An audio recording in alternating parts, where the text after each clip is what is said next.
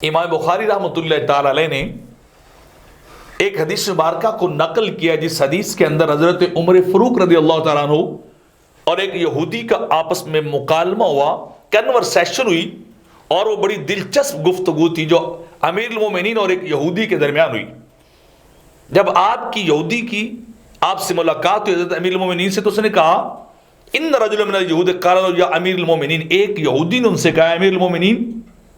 میں آپ سے ایک بات کرنا چاہتا ہوں کہ آیتن فی کتابکم تقرؤونہا، آپ کی کتاب قرآن میں ایک آیت ہے جس کی تم تلاوت کرتے ہو، جس کو تم پڑھتے ہو،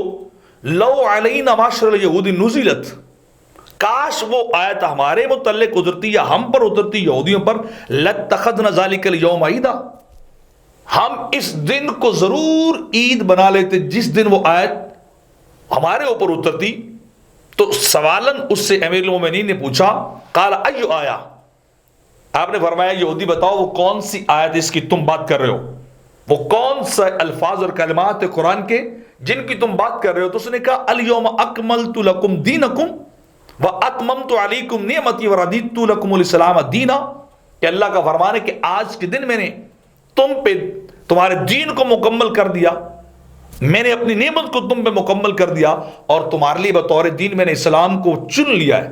میں نے پسند کر لیا ہے کہ تمہارا دین اور مذہب جو ہے وہ اسلام ہونا چاہیے۔ یہ آیا کریمہ اس نے کہا قال عمر،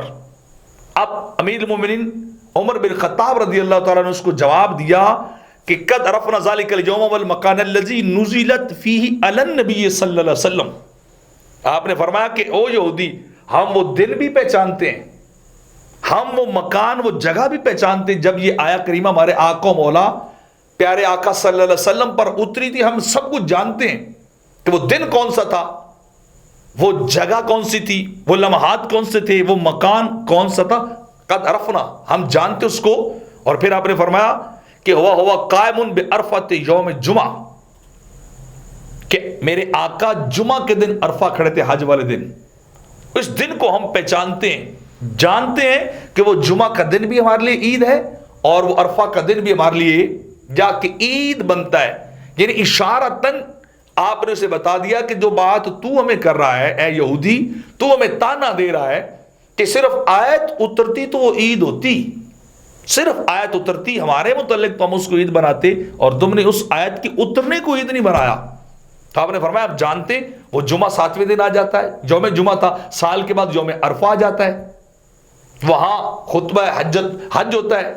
خطبہ حج دیا جاتا ہے، وہاں ہم اس دن بھی عید مناتے ہیں، جمعہ بھی ہمارے لیے عید بن گیا ہے۔ تو تیرے بتانے کی ضرورت نہیں، ہم پہلے ہی جانتے ہیں۔ آپ خود سوچئے کہ ان کا نظریہ کیا تھا کہ آیت اتر آتی یوم عید ہو جاتا، یہ آیت کہ اللہ ہم سے راضی، ہمارے لیے دین کو چن لیا، اللہ نے اپنی نعمت کو پورا کر دیا، دین کو مکمل کر دیا۔ تو اگر وہ اس بات کو ایک آیت کے اترنے کو یوم عید بناتے ہیں، تو اب آپ کو دعوت فکر دے رہا ہوں کہ اگر آمنہ کے لال تشریف لائیں جس دن، جس سہانی گھڑی چمکا طیبہ کا چاند ہوا ہو، جس وقت آقا علیہ الصلوۃ والسلام تشریف لائے ہوں، ولادت ہوئی ہو، کیا ہم نہ بنا سکیں اس کو عید؟ کیا ہم نہ منا سکیں اس کو عید مسرت کے طور پر؟ کیا ہم خوشی کا اظہار نہ کر سکیں؟ عیسائیوں کو دسترخوان ملے عید بن جائے، یہودیوں کو آیت ملے یوم عید بن جائے، اور مسلمانوں کو سب سے بڑی نعمت، سب سے بڑی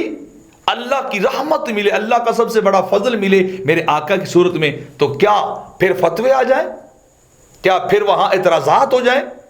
پھر وہاں جا کے انسان کو علمی مشغافیوں میں پڑھنا پڑ جائے اور انسان علم باتوں کی طرف چلا جائے؟ کیا یہ ہم خوشی نہیں منا سکتے من حیث القوم؟ کیا اس یہود کی امت کے مقابلے میں، عیسائیوں کے مقابلے میں کیا ہم نہیں منا سکتے کہ سرکار ملے، انہیں ادنا چیزیں مل رہی ہیں، میرے آقا کے مقابلے میں وہ عیدیں منا رہے ہیں، اور ہمیں سب سے بڑی نعمت اور سب سے اعلیٰ ہستی مل گئی اور ہم فتوے لگا رہے ہیں؟